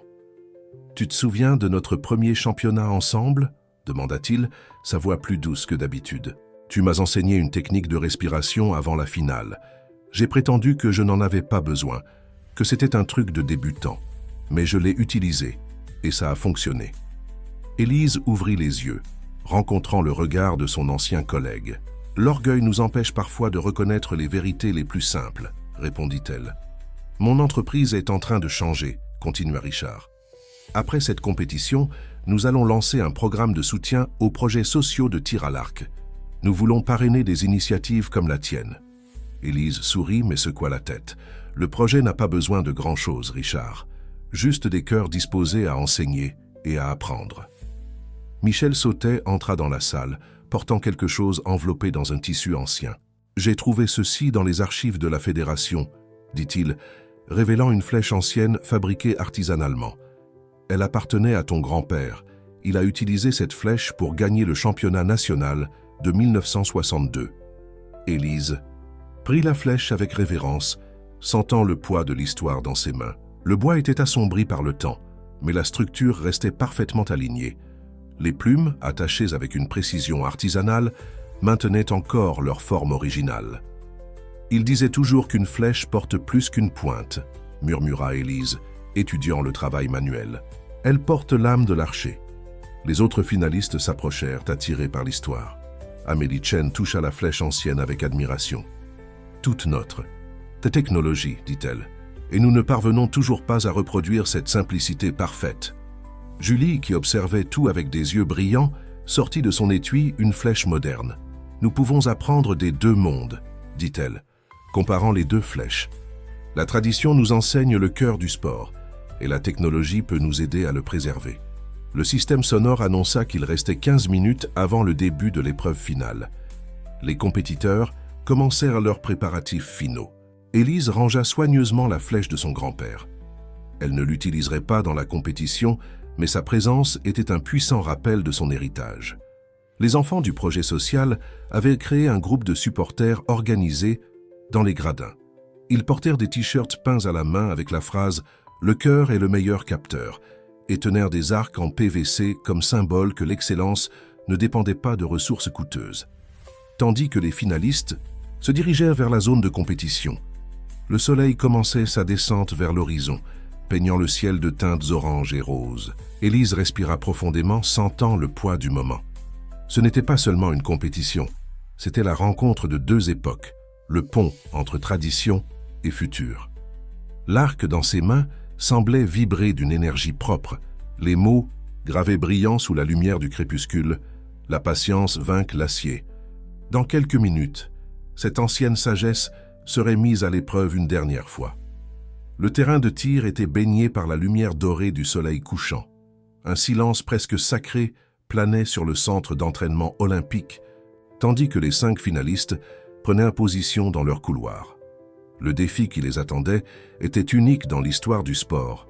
Un seul tir à 100 mètres, précisément au moment où le soleil toucherait l'horizon. Le ciel offrait un spectacle naturel extraordinaire. Des nuages aux teintes roses et oranges dansaient à l'horizon, créant un décor à couper le souffle. Mais pour les archers, chaque nuage représentait une variable supplémentaire à considérer. Changement de luminosité, courant d'air imprévisible, ombres en constante transformation. Pierre Simon fut le premier à se positionner. Le jeune, français, qui avait grandi en s'entraînant dans des conditions simples à la campagne, semblait trouver du réconfort dans ce défi minimaliste. Son équipement, bien que moderne, avait été dépouillé de plusieurs capteurs pendant le championnat. Marc Rousseau vint ensuite, ses mouvements démontrant une nouvelle fluidité qui contrastait avec son ancienne dépendance technologique. À ses côtés, Amélie Chen, la championne mondiale, se positionna avec une posture différente de son habitude. Sa transformation était visible. La précision mécanique avait cédé la place à une grâce plus naturelle. Julie occupa sa position avec une confiance tranquille qu'elle ne montrait pas au début de la compétition. Son arc reflétait le voyage de découverte qu'elle avait vécu, un hybride harmonieux entre tradition et modernité. La nervosité de la jeune athlète s'était transformée en une sérénité centrée. Élise fut la dernière à prendre sa place. Son arc en bois captait les derniers rayons dorés du soleil, faisant briller les mots gravés comme s'ils étaient vivants. La patience vaincre l'acier. Le collier artisanal à son cou, cadeau des enfants du projet, bougeait doucement avec la brise du soir. Dans les gradins, l'atmosphère était emplie de révérence. Les enfants du projet social d'Élise avaient contaminé tout le public avec leur respect du moment. Il n'y avait pas de cris ou d'applaudissements, juste une attention concentrée et respectueuse. Leurs petits arcs en PVC étaient posés sur leurs genoux, symbole silencieux d'espoir et de transformation. Richard Mercier observait depuis la zone VIP son habituel costume impeccable remplacé par une tenue plus décontractée. À ses côtés, des cadres de son entreprise assistaient avec intérêt, leurs expressions révélant que quelque chose de plus grand qu'une compétition sportive était en jeu. Michel Sautet, se tenait près de la zone de compétition, son visage, marqué par des décennies d'expérience dans le sport, affichant une émotion contenue. Dans ses mains, il tenait l'album de photographies anciennes, comme un gardien de la mémoire du sport. Un météorologue de la fédération s'approcha des juges, partageant des données sur les conditions atmosphériques. Le vent commençait à changer de manière significative, créant des schémas complexes de courants d'air. La température baissait graduellement, affectant la densité de l'air. Chaque minute apportait de nouvelles variables à l'équation déjà difficile. Les entraîneurs des autres compétiteurs faisaient des ajustements de dernière minute aux équipements, consultant tablettes et capteurs. Élise, quant à elle, ferma simplement les yeux un moment, sentant l'environnement autour d'elle. Ces années d'enseignement au projet social, où les conditions étaient toujours imprévisibles, avaient aiguisé sa capacité à lire la nature. 3 minutes avant le coucher du soleil, annonça le système sonore. Amélie Chen regarda son arc ultra technologique et, dans un geste surprenant, éteignit plusieurs de ses capteurs. « Certaines choses, dit-elle à voix basse, doivent être ressenties, pas mesurées. » Julie respirait de la manière qu'Élise lui avait enseigné, sa poitrine montant et descendant à un rythme contrôlé. Ses yeux alternaient entre la cible et l'horizon, cherchant une harmonie avec le moment. 2 minutes. Marc Rousseau ajusta sa posture, abandonnant la rigidité technique qui le caractérisait. Pierre Simon sourit légèrement, comme s'il se rappelait ses premiers jours dans le sport, quand il tirait sur des cibles improvisées dans le jardin de sa maison. 1 minute. Élise ouvrit les yeux, son regard tranquille fixé sur l'horizon enflammé. Le soleil descendait majestueusement, sa lumière traversant des couches de nuages et créant un spectacle de couleurs et d'ombres. Le vent changea à nouveau, apportant avec lui le parfum des arbres du jardin. 30 secondes. Le public retint collectivement son souffle. Les enfants du projet social se tenaient les mains, leurs petits visages exprimant un mélange d'anxiété et d'admiration. Richard Mercier se pencha en avant sur sa chaise, ses yeux fixés sur la scène qui se déroulait. « Archer, préparez-vous. » De Coé. Soleil toucha l'horizon, déversant sa lumière dorée une dernière fois sur le terrain. Le moment de vérité était arrivé. Le moment semblait suspendu dans le temps. Le soleil, touchant l'horizon, baignait le terrain d'une lumière dorée, qui transformait tout en une peinture surréaliste. Les 5 finalistes, chacun représentant une philosophie différente du sport, attendirent le signal dans une tension palpable. Pierre Simon fut le premier à tirer. Sa flèche fendit l'air avec une précision admirable, atteignant l'anneau extérieur du centre de la cible. Un résultat exceptionnel pour des conditions aussi difficiles. Le public applaudit respectueusement, tandis qu'il baissait son arc avec un sourire satisfait. Marc Rousseau suivit. Des années d'entraînement avec une technologie de pointe l'avaient préparé pour ce moment. Mais c'est sa connexion nouvellement découverte avec le côté traditionnel du sport qui guida son tir. La flèche trouva son chemin jusqu'au 2e, anneau du centre, arrachant des soupirs à la foule. Amélie Chen, la championne mondiale, surprit tout le monde. Au dernier moment, elle désactiva son dernier capteur actif. Parfois, nous devons oublier ce que nous avons appris pour nous souvenir de ce que nous savions déjà, murmura-t-elle avant de lâcher sa flèche. Le tir fut magnifique, atteignant l'anneau intérieur du centre. Les gradins explosèrent en applaudissements. Julie respira profondément, exactement comme Élise le lui avait enseigné. Ses yeux brillaient d'une confiance tranquille qui n'était pas présente au début de la compétition. Son tir fut une fusion parfaite de techniques modernes et de sensibilité traditionnelle. La flèche vola comme si elle dansait avec le vent, trouvant sa place à quelques millimètres du centre absolu. Puis vint le moment d'Élise. Le silence qui tomba sur le stade était presque physique. Les enfants du projet social, leurs petits, arcs en PVC sur les genoux, retenaient leur souffle. Richard Mercier, dans la zone VIP, se pencha en avant, les yeux fixés sur la scène. Michel Sautet tenait l'album de photos anciennes contre sa poitrine comme un talisman. Élise ferma les yeux un instant, ses doigts caressant les mots gravés sur l'arc. La patience vint l'acier. Le collier artisanal à son cou brillait, des derniers rayons du soleil. Quand elle ouvrit les yeux, quelque chose d'extraordinaire se produisit. Le vent, qui avait été instable tout l'après-midi, commença à changer. Élise pouvait sentir les courants se réorganiser, comme si la nature elle-même conspirait pour créer un moment parfait. Elle attendit, patiente, là où d'autres se seraient précipités.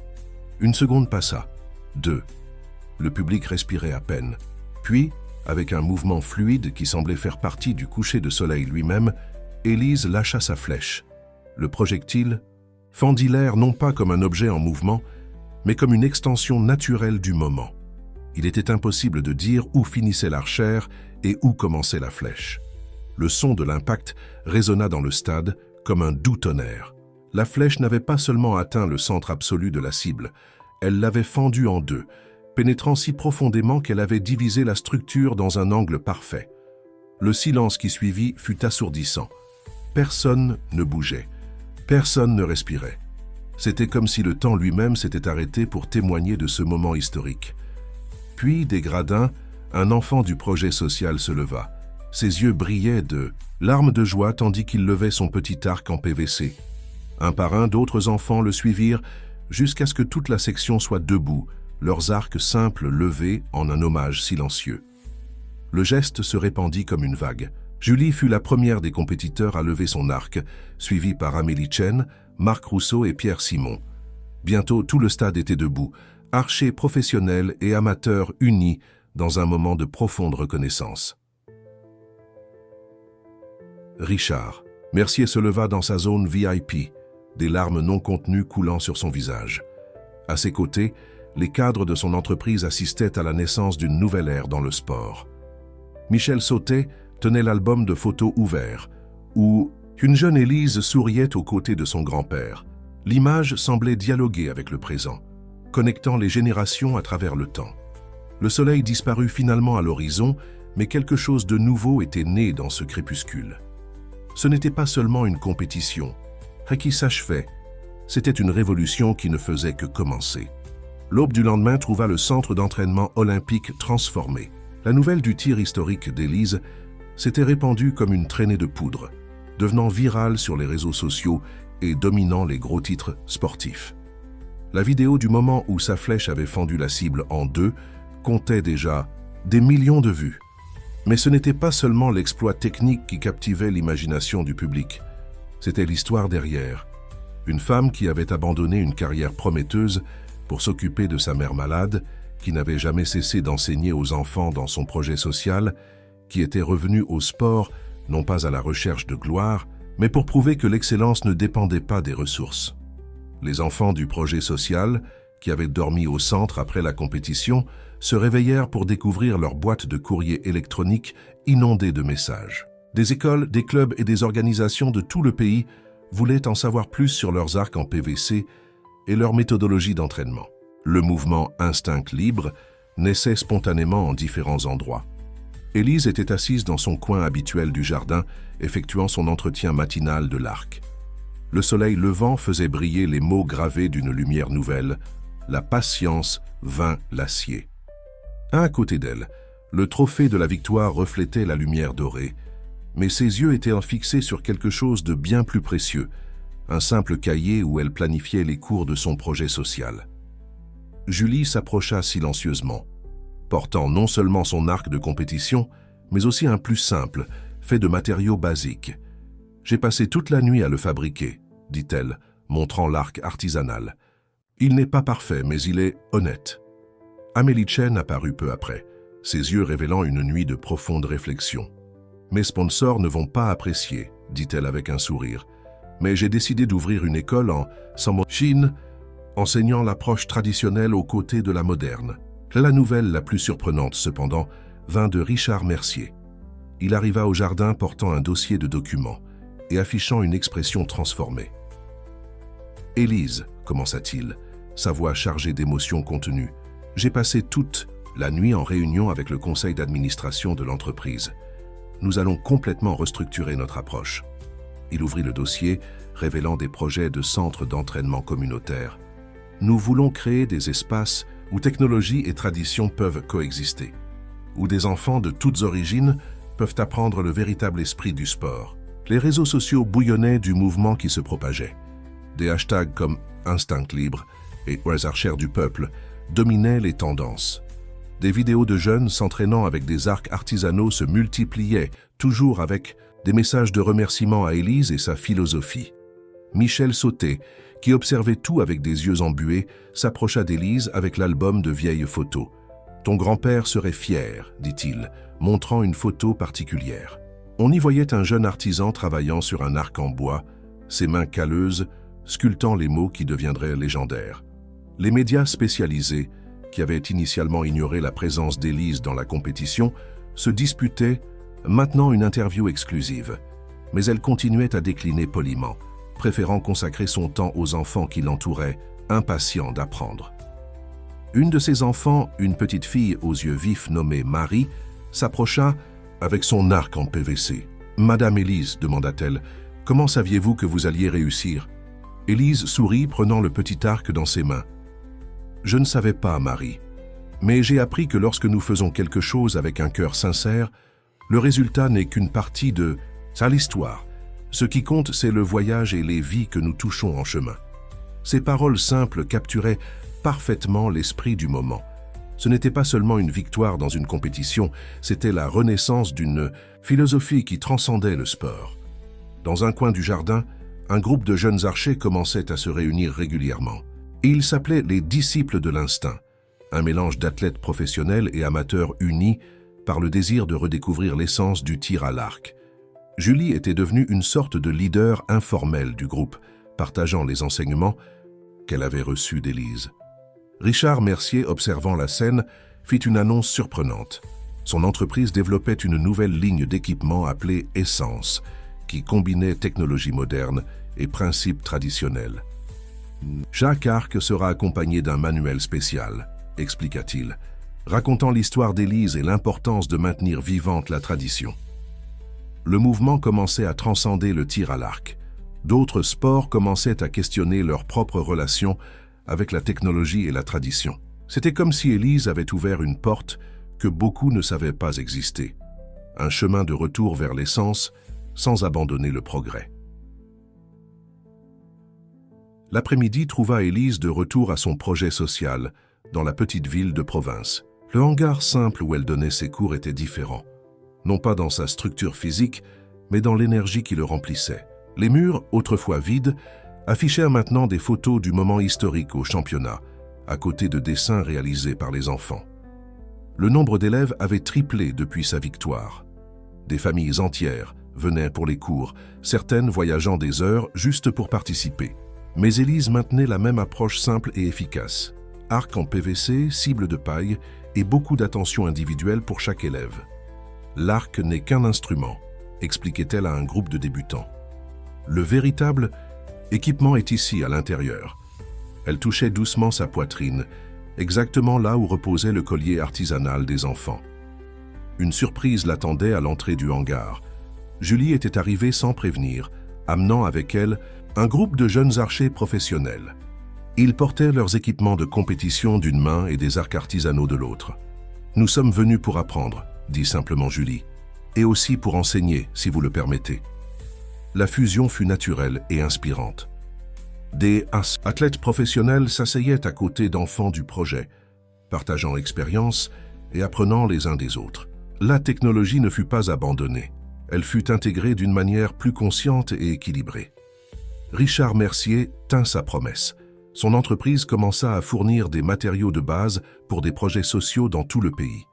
Plus important encore, elle envoyait des artisans expérimentés pour enseigner la fabrication d'arcs traditionnels, assurant que le savoir ancestral ne se perde pas. Amélie Chen maintint un contact régulier, envoyant des vidéos de sa nouvelle école en Chine. Là-bas, les élèves commençaient avec des arcs traditionnels, avant d'être initiés à la technologie moderne. « Nous devons connaître les racines avant d'atteindre les branches », expliquait-elle dans ses messages. Michel Sauté devint un visiteur fréquent du projet.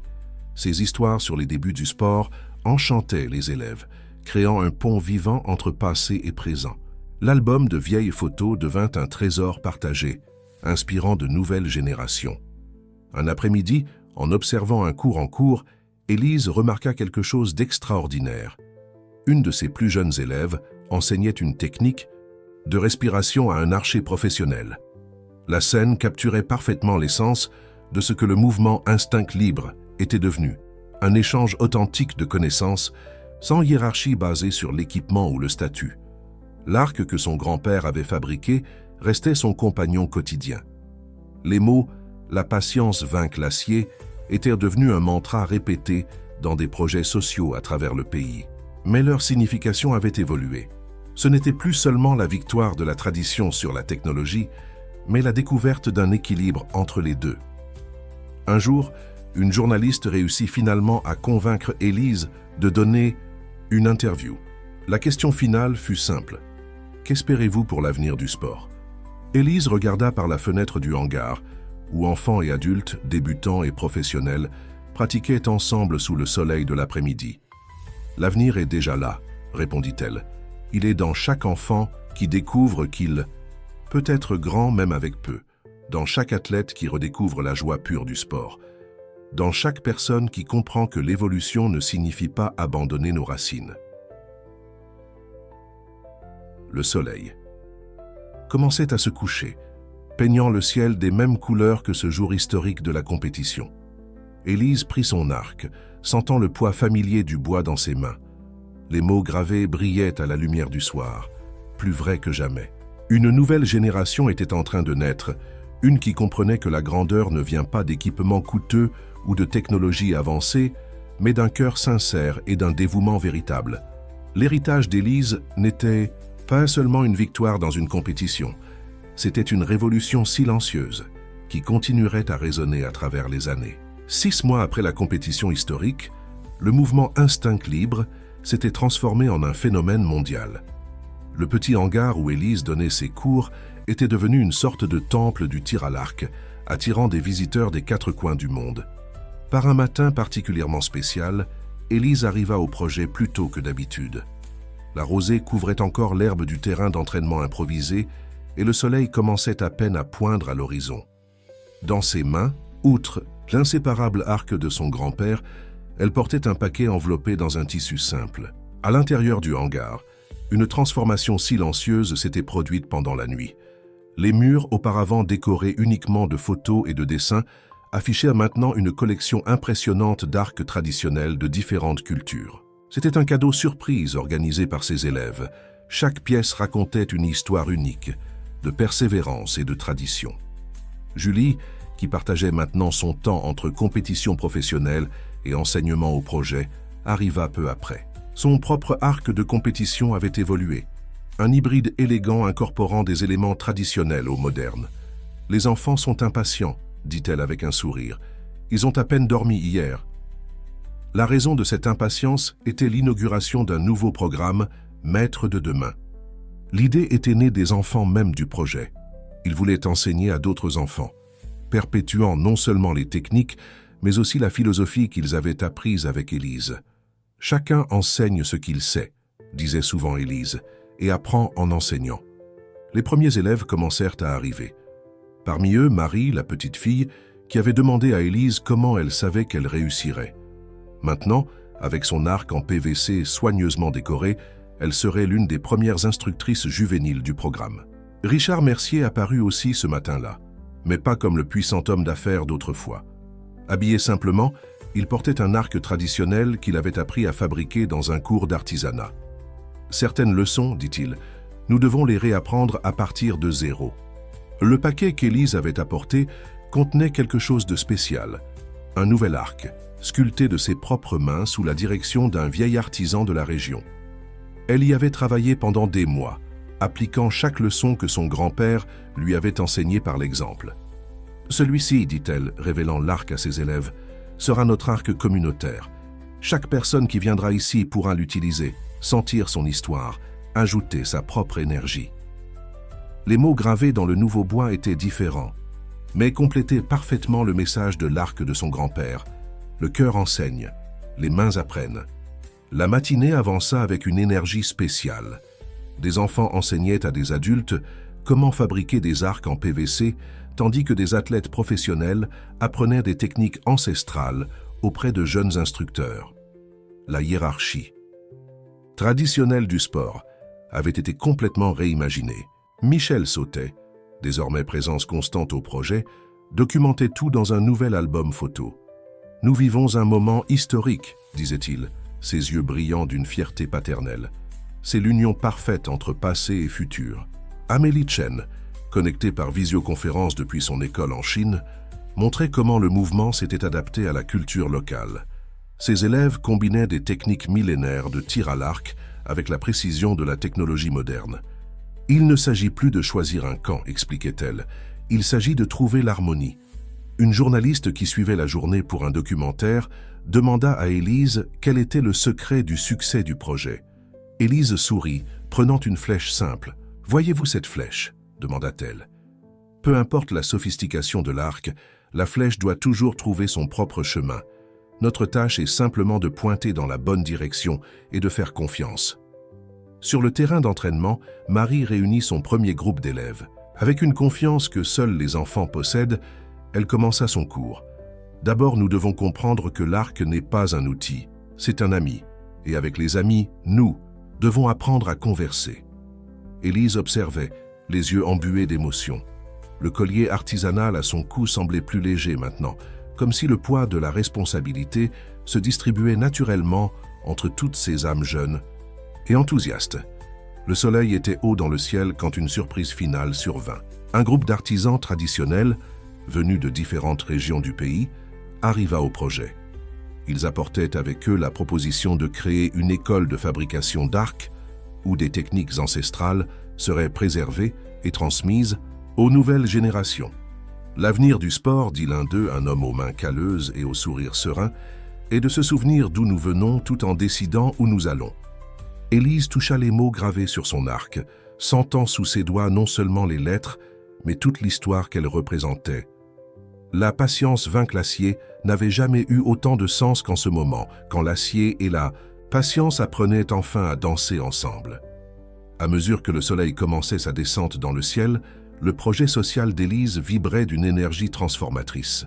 Le jour d'inauguration du programme Maître de demain avait été plus significatif que quiconque aurait pu l'imaginer. Ce n'était pas simplement un nouveau chapitre dans l'histoire du projet, c'était la naissance d'un héritage vivant.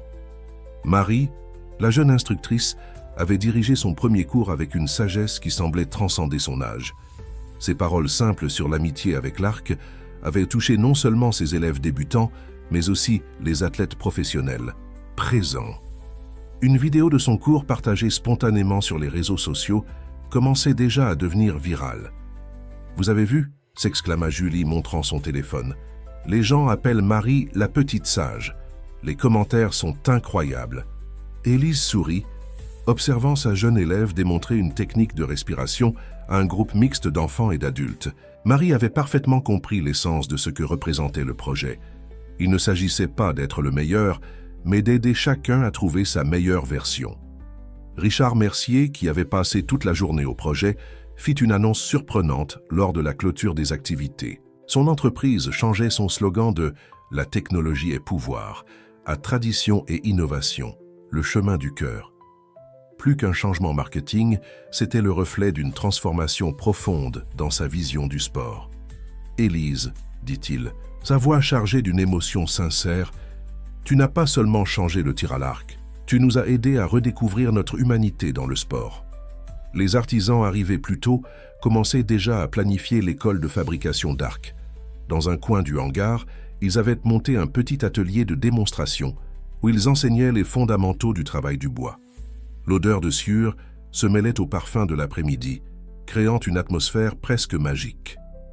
Michel Sautet, qui avait passé la journée à photographier chaque moment, rassembla tout le monde pour une photo spéciale.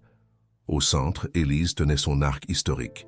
À ses côtés, Marie exhibait fièrement son arc en PVC décoré. Autour d'elle, s'était formé un cercle de personnes de tous âges et origines, chacune avec son propre arc, des plus sophistiqués aux plus simples. « Cette photo, dit Michel, n'est pas seulement un témoignage, c'est un manifeste. » Amélie Chen, toujours connectée par vidéo, montra que son école en Chine avait adopté un rituel similaire. Ses élèves commençaient maintenant chaque session d'entraînement par 5 minutes de méditation, tenant leurs arcs et se connectant avec l'histoire de l'instrument. Le mouvement grandit de façon que nous n'avions jamais imaginée, commenta-t-elle. La semaine dernière, j'ai reçu une lettre d'un monastère au Tibet. Ils veulent intégrer nos enseignements à leur pratique traditionnelle de tir à l'arc. Tandis que le soleil se couchait, Élise rassembla tout le monde sur le terrain, d'entraînement pour un moment spécial. L'arc communautaire qu'elle avait sculpté serait utilisé pour la première fois. Un par un, chaque personne présente eut l'opportunité de faire un tir, ajoutant son énergie à l'histoire de l'instrument. Chaque flèche porte un morceau de qui nous sommes, expliqua Élise. Et chaque tir est une opportunité de nous reconnecter avec notre essence. Le dernier rayon de soleil du jour trouva le groupe réuni en cercle, partageant histoires et rêves.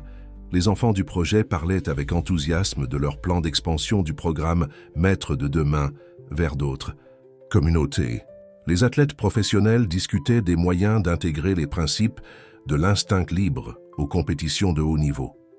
Élise observait tout avec un sourire serein, son arc reposant doucement sur ses genoux. Les paroles de son grand-père, « La patience vainc l'acier », étaient devenues plus qu'une devise. C'était maintenant une philosophie de vie qui transcendait le sport. La brise douce du soir apportait avec elle le murmure de milliers d'histoires qui commençaient à peine à s'écrire. Dans chaque coin du monde, des personnes redécouvraient la magie du tir à l'arc, non comme une compétition, mais comme un chemin d'autoconnaissance et de connexion. Le véritable héritage, pensa Élise, ne réside pas dans les trophées ou les records, mais dans les cœurs que nous transformons en chemin. Une année s'était écoulée depuis ce tir historique qui avait fendu la cible en deux. Le petit projet social d'Élise s'était transformé en un phénomène global, mais conservait son essence simple et accueillante. Le hangar restait le même, juste plus vivant, plus rempli d'histoires et de rêves partagés. Par un matin spécial, Élise arriva au projet pour découvrir une surprise. Des représentants de projets sociaux de divers pays s'étaient rassemblés pour la première rencontre internationale du mouvement Instinct Libre. La cour était remplie d'arcs de toutes sortes, des plus technologiques aux plus artisanaux, chacun racontant sa propre histoire. C'est comme une famille qui se réunit, commenta Julie, qui coordonnait maintenant un réseau d'instructeurs jeunes dans tout le pays. Son propre arc avait encore évolué, un projet unique qu'elle avait elle-même développé, combinant techniques traditionnelles et innovation durable. Marie, la petite sage, maintenant âgée de 11 ans, était devenue une sorte d'ambassadrice junior du mouvement. Ses cours étaient diffusés en ligne pour des enfants du monde entier, et sa façon simple d'expliquer des concepts complexes avait inspiré une nouvelle génération de jeunes archers. « Savez-vous ce qui est le plus cool ?» dit Marie, ajustant le collier artisanal qu'elle avait reçu en cadeau d'Élise. « Les enfants ne demandent plus combien coûte l'équipement. Ils demandent quelle histoire il raconte. » Richard Mercier arriva accompagné d'une équipe différente de l'habituel. Ce n'étaient pas des cadres ou des conseillers, mais des artisans et des éducateurs.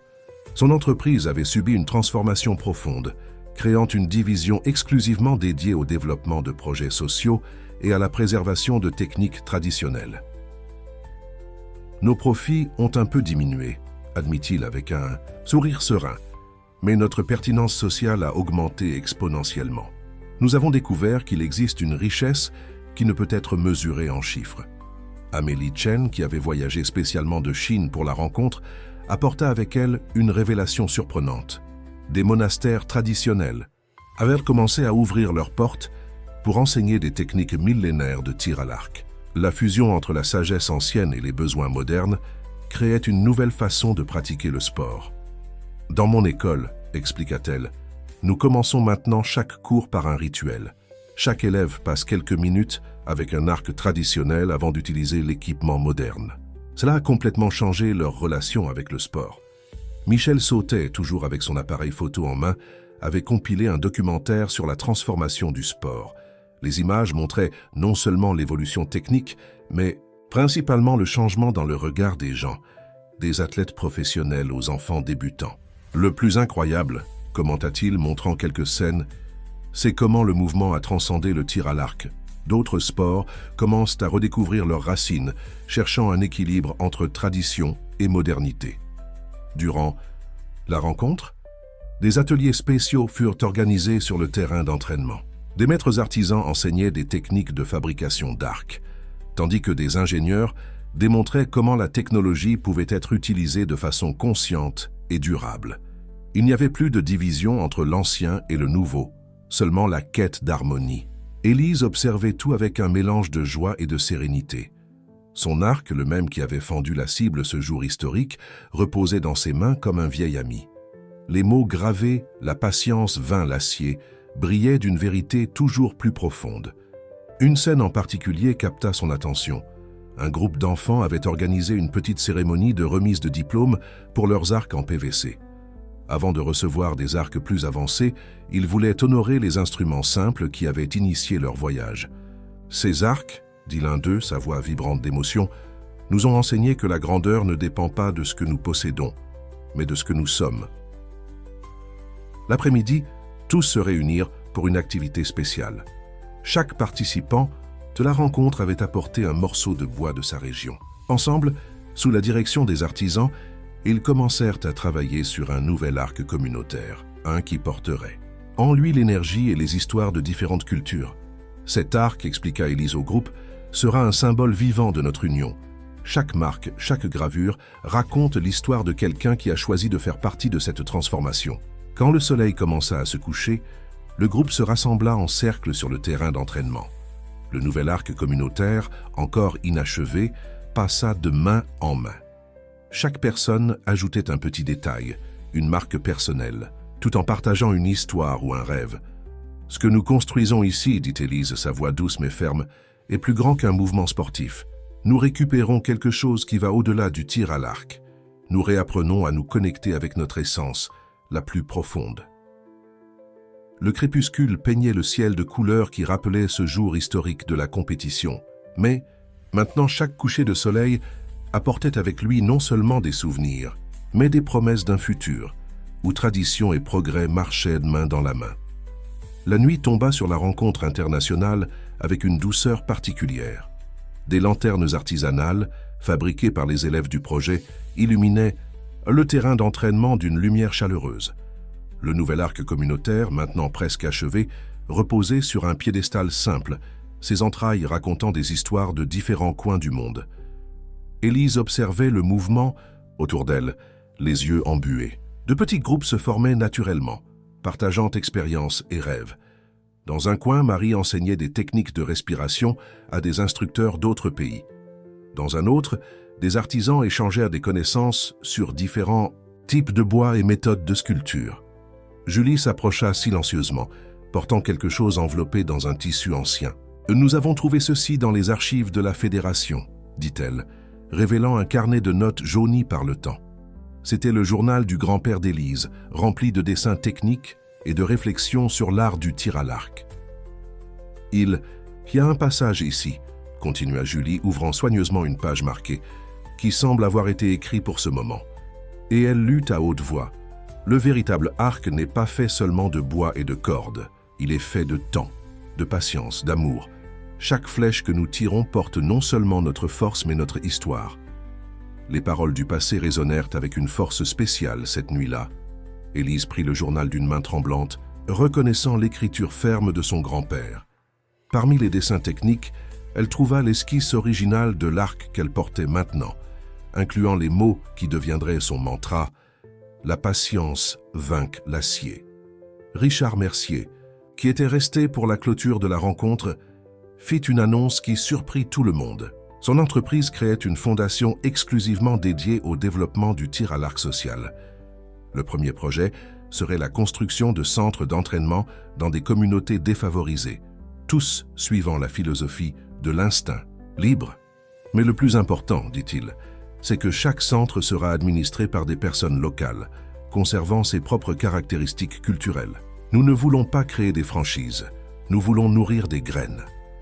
Amélie Chen partagea que le mouvement avait inspiré une révolution silencieuse dans le sport professionnel. Lors des dernières compétitions internationales, divers athlètes avaient choisi d'utiliser des équipements plus simples, cherchant une connexion plus profonde avec l'essence du sport. Il ne s'agit plus d'avoir l'équipement le plus cher, expliqua-t-elle. Il s'agit de trouver l'équipement qui exprime le mieux qui vous êtes. Michel Sautet avait préparé une surprise de spécial. Sur un écran improvisé, il projeta un court documentaire qu'il avait produit tout au long de l'année. Les images montraient non seulement la transformation du sport, mais principalement le changement dans les regards, les sourires, la façon dont les gens se rapportaient au tir à l'arc. La séquence finale du documentaire montrait Élise enseignant à un enfant comment faire son premier arc en PVC. La scène était simple, mais chargée de sens. « Ce que tu construis n'est pas seulement un arc », disait-elle dans la vidéo. « C'est un pont entre qui tu es et qui tu peux devenir. » Marie, qui avait rassemblé tous les enfants présents, organisa une présentation spéciale. Chaque jeune archère démontra une technique différente, mélangeant éléments traditionnels et créativité personnelle. Le spectacle culmina avec un tir synchronisé, arc en PVC côte à côte avec équipement professionnel, tous trouvant leurs cibles avec la même précision. Quand la nuit touchait presque à sa fin, Élise rassembla tous les participants pour un moment final de réflexion. L'arc communautaire, maintenant achevé, fut placé au centre du cercle. Chaque personne présente avait contribué avec un détail, une marque, une histoire. « Cet arc, dit Élise, sa voix chargée d'émotion, est plus qu'un symbole.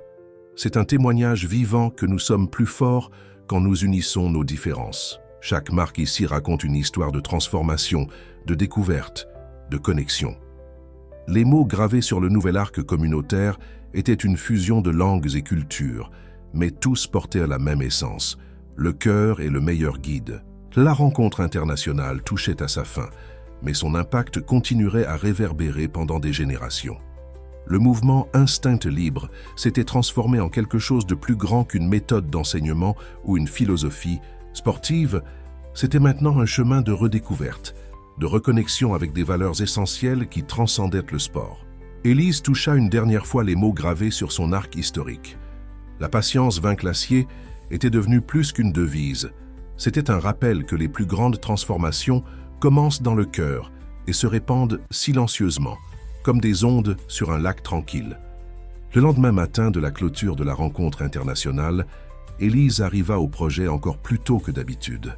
Le soleil ne s'était pas encore complètement levé quand elle ouvrit les portes du hangar, maintenant imprégné des énergies et histoires partagées la veille. Dans ses mains, outre son arc inséparable, elle portait le journal de son grand-père. Elle passa quelques instants à feuilleter les pages jaunies, découvrant des notes et réflexions qui semblaient résonner à travers le temps avec une sagesse renouvelée. Une annotation en particulier attira son attention. Le véritable maître n'est pas celui qui accumule des victoires, mais celui qui sème des possibilités. Ces mots, écrits des décennies auparavant, semblaient avoir été destinés spécifiquement à ce moment. Marie arriva peu après, portant non seulement son arc en PVC décoré, mais aussi un nouveau qu'elle avait fabriqué pendant les ateliers de la rencontre internationale. Ses yeux brillaient d'un enthousiasme contagieux. « Madame Élise, appela-t-elle, puis-je vous montrer quelque chose ?» La fillette avait créé un petit journal personnel, inspiré par celui du grand-père d'Élise. Sur les pages, des dessins colorés montraient différentes techniques de respiration et de posture, expliquées avec la simplicité et la sagesse que seul un enfant pouvait avoir. « Je veux que d'autres enfants puissent apprendre comme j'ai appris », expliqua Marie. Avec le cœur, pas seulement avec la technique. Peu à peu, d'autres élèves commencèrent à arriver. Beaucoup étaient restés après la rencontre internationale, ne voulant pas manquer l'opportunité de participer à cette matinée spéciale. Le terrain d'entraînement s'anima d'un mélange harmonieux de langues et de cultures. Julie, qui avait décidé de reporter sa participation au prochain championnat mondial pour se consacrer au développement du programme Maître de demain, réunit un groupe de jeunes instructeurs pour une session spéciale de planification. « Ce que nous avons appris ici, dit-elle, ne peut pas rester juste entre nous. Nous devons trouver des moyens de faire parvenir cette sagesse à plus de personnes. » Richard Mercier apparut brièvement, apportant les premières ébauches des centres d'entraînement communautaires que sa fondation allait construire. Les projets étaient simples mais fonctionnels, privilégiant les espaces de convivialité et d'apprentissage collectif. Chaque centre, expliqua-t-il, aura un espace dédié à la fabrication d'arcs artisanaux. Nous voulons que les gens, non seulement pratiquent le sport, mais comprennent et préservent son essence. Amélie Chen, qui avait retardé son vol de retour pour participer à cette dernière journée, partagea des nouvelles enthousiasmantes. Des monastères au Tibet avaient de commencer à documenter leurs techniques ancestrales de tir à l'arc, créant un pont entre la sagesse millénaire et les besoins contemporains. C'est comme si le cercle se refermait, observa-t-elle. L'ancien et le nouveau trouvant enfin l'harmonie. Michel Sautet, toujours avec son appareil photo en main, capturait des moments précieux de cette matinée historique. Son regard expérimenté percevait quelque chose de spécial qui se produisait. Ce n'était pas seulement la clôture d'un événement, mais le début de quelque chose de bien plus grand. Élise rassembla tout le monde pour une activité finale. Au centre du terrain, le nouvel arc communautaire fut placé à côté de son arc historique. Les mots gravés sur les deux, « La patience vainc l'acier » et « Le cœur est le meilleur ».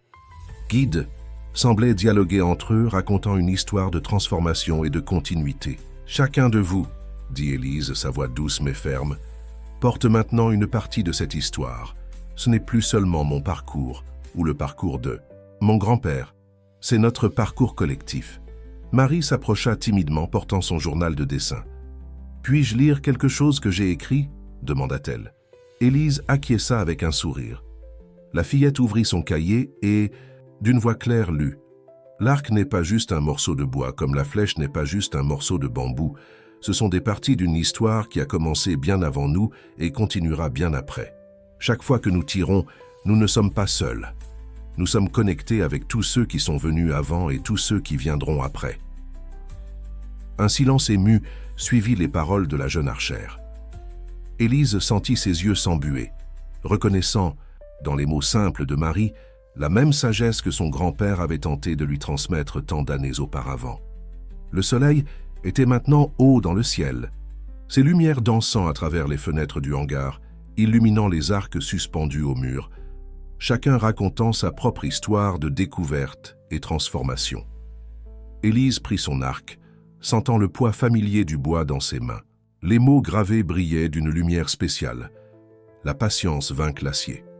Mais maintenant elle comprenait que la vraie victoire n'était pas dans la compétition, mais dans la continuité, dans la capacité de transmettre non seulement des techniques, mais des valeurs qui transcendèrent le sport.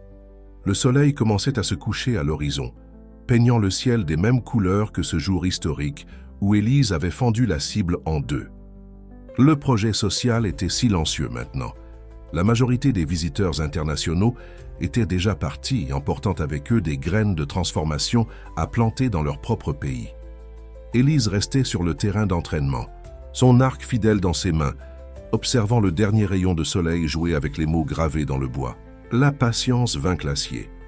Une vérité qui avait transformé non seulement sa vie, mais tout un sport. Marie s'approcha silencieusement, portant son journal de dessin et son arc en PVC. « Madame Élise, » dit-elle doucement, « puis-je rester? Ici avec vous encore un peu ?» Les deux s'assirent sur l'herbe, partageant un moment de quiétude tandis que le crépuscule embrassait le terrain. Élise ouvrit le journal de son grand-père et Marie son propre cahier de dessin, passé et futur dialoguant en silence. « Tu sais, Marie, » commença Élise, « quand j'étais jeune, je pensais que le succès dans le sport signifiait gagner des médailles et battre des records. Mon grand-père essayait de m'enseigner quelque chose de différent, mais je n'ai vraiment compris qu'après avoir dû abandonner les compétitions pour prendre soin de ma mère. » Marie écoutait attentivement, ses yeux brillants d'une sagesse au-delà de son âge. « C'est comme vous le dites toujours, » répondit-elle. « Parfois, nous devons perdre quelque chose pour trouver quelque chose de plus grand. » La brise douce du soir apportait les échos des transformations des derniers mois. Le mouvement Instinct Libre s'était répandu à travers le monde, non comme une technique à copier, mais comme une philosophie à vivre. Richard Mercier avait laissé une lettre avant de partir. Il y annonçait que son entreprise créait une ligne spéciale d'équipements de base qui serait donnée à des projets sociaux. Certaines victoires, écrivait-il, ne peuvent être mesurées en médailles ou en profits. Julie, qui observait la scène de loin, s'approcha avec une nouveauté. Le Comité international de tir à l'arc avait créé une nouvelle catégorie dans les compétitions officielles, la catégorie libre, où les athlètes pouvaient utiliser n'importe quel type d'équipement, des arcs technologiques aux plus traditionnels. C'est plus qu'un changement de règles, expliqua Julie. C'est une reconnaissance que l'excellence peut avoir de nombreuses formes. Les paroles d'Amélie Chen, envoyées par message avant son vol de retour en Chine, résonnaient avec une signification particulière. Ce qui a commencé comme une compétition s'est transformé en une reconnexion. Nous ne préservons pas seulement des techniques anciennes, nous redécouvrons notre humanité à travers le sport. Michel Sauté avait laissé son album photo en cadeau, maintenant rempli non seulement de souvenirs anciens, mais aussi de moments récents qui documentaient la transformation du sport. Sur la dernière page, une photo spéciale. Élise et Marie côte à côte, chacune avec son arc, l'un en vieux bois, l'autre en PVC coloré, toutes deux souriant avec la même lumière dans les yeux. Le nouvel arc communautaire, créé pendant la rencontre internationale, occupait maintenant une place d'honneur dans le hangar. Ces gravures racontèrent des histoires de différentes cultures, mais toutes convergeaient vers une même vérité. La grandeur ne réside pas dans l'équipement, mais dans le cœur de celui qui l'utilise. « Madame Élise », appela Marie, pointant vers l'horizon où les premières étoiles commençaient à apparaître, « pensez-vous que votre grand-père imaginait que tout cela arriverait ?» Élise sourit, touchant doucement les lettres gravées sur son arc. « Je pense qu'il savait que certaines graines, lorsqu'elles sont plantées avec amour, grandissent de façon que nous ne pouvons pas prévoir. » Le projet social s'était transformé en bien plus qu'un centre d'entraînement. C'était maintenant un point de rencontre entre passé et futur, entre tradition et innovation. Chaque arc sur les murs, du plus simple au plus sophistiqué, racontait une histoire de transformation et de découverte. Les derniers mots du journal de son grand-père, qu'Élise venait seulement de découvrir, semblaient avoir été écrits spécialement pour ce moment. Le véritable héritage n'est pas dans ce que nous laissons au monde, mais dans ce que nous plantons dans le cœur des gens. Tandis que les dernières couleurs du jour s'évanouissaient à l'horizon, Élise et Marie restaient assises en silence, leurs arcs reposant sur leurs genoux, l'un en vieux bois, l'autre en PVC coloré, différents en apparence, mais identiques en essence. C'était la personnification parfaite de ce que le mouvement Instinct Libre était devenu. Un pont entre mondes, une danse entre époques, un rappel constant que la vraie grandeur naît quand nous ouvrons notre cœur pour apprendre et enseigner. Et ainsi, sous le ciel étoilé, l'histoire